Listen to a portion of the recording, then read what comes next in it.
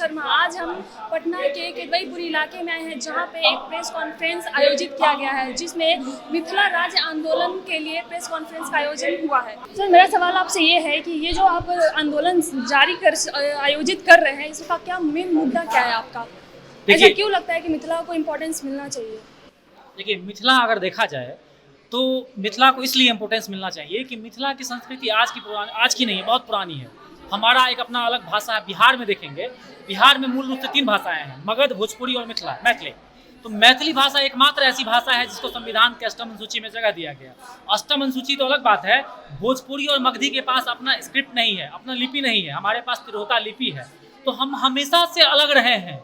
हम बस 1912 में क्या किया गया कि छल पूर्वक एक बिहार नाम का राज्य बनाया गया और 1912 में हमको बिहार का हिस्सा बना दिया गया। और जब से बिहार बना तो उससे हमें फायदा कम हुआ और नुकसान हुआ।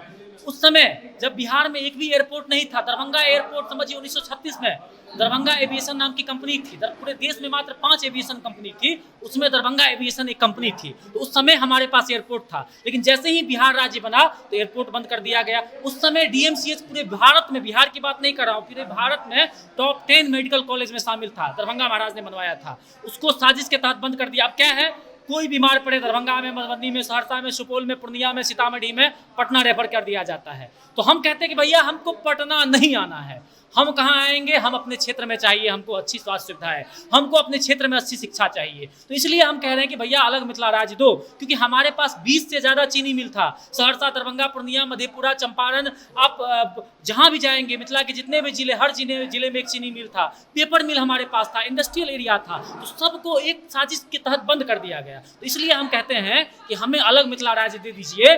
हम जो पुराना, हमारे समय अंग्रेज जो हमको देकर गए थे, अंग्रेज जो चीनी मिल दे के गए थे, अंग्रेज जो दरभंगा महाराज जो एविएशन कंपनी हमको देकर गए थे, दरभंगा महाराज ने पूर्णिया और दरभंगा में उस समय एयरपोर्ट बनवा दिया था, वही कम से कम हमें लौटा दिया जाए तो मिथिला समृद्ध हो जाएगा। और ये बिहार सरकार के नियत में खोट है। बिहार सरकार सिर्फ और सिर्फ मगध की सरकार है और यहाँ के मुख्यमंत्री मगध राक्षस हैं। इनको मगध के अलावा कुछ दिखता नहीं है। तो आपने ये क्यों जागृत हुआ कि नहीं मिथिला को इम्पोर्टेंस मिलना चाहिए? 1972 में जब बिहार बना दिया गया इसको, तब आपने क्यों नहीं इस पे आवाज उठाया था? आप देश की आज़ादी देखेंगे तो देश की आज़ादी जब शुरू हुई थी तो 200 साल से लड़ा गया।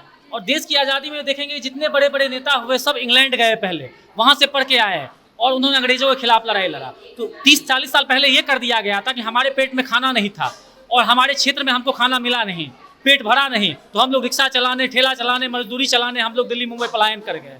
वहाँ पे जाके हमने देखा कि भैया जब दिल्ली विकसित हो सकता है, मुंबई विकसित हो सकता है और हम कर रहे हैं, तो हमारा क्षेत्र क्यों नहीं विकसित हो सकता? वहाँ पे हमको अपने क्षेत्र के बारे में जानकारी मिली। तो अब युवाओं ने ये आंदोलन बहुत लंबे समय से चल रहा है, लेकिन हम युवाओं ने इसे अब अपने हाथ में लिया है, अपने कमान में लिया है और बहुत जल्द मिथिला राज्य का सपना हम साकार करेंगे। मिथिला में जो है अब दरभंगा, मुजफ्फरपुर, भागलपुर, मुंगेर, पूर्णिया, कोसी प्रमंडल के सारे जिले आते हैं। 24 जिले बिहार से, 6 जिले झारखंड से। पूरे मिथिला का सहयोग मिल रहा है, भारत सरकार का भी सहयोग मिलेगा, क्योंकि देश में 2-4 राज्य बनना है। देश की आबादी 130-40 करोड़ हो गई है, जनगणना के बाद बढ़ भी सकता है। और अमेरिका की आबादी 30 करोड़ है और वहाँ पे 50 राज्य है। तो हमारे यहाँ 150 करोड़ की आबादी पे मात्र 28 राज्य है। कहीं से भी उचित नहीं है। कम से कम 10 नए राज्यों का गठन होना चाहिए। परिसीमन होने वाला है, विधायकों की संख्या बढ़ने वाली है, सांसदों की संख्या बढ़ने वाली है। हमें बिल्कुल लगता है कि अगर हम लोग लड़ाई करेंगे तो 1 सालों के अंदर में मिथिला राज्य का निर्माण हो जाएगा।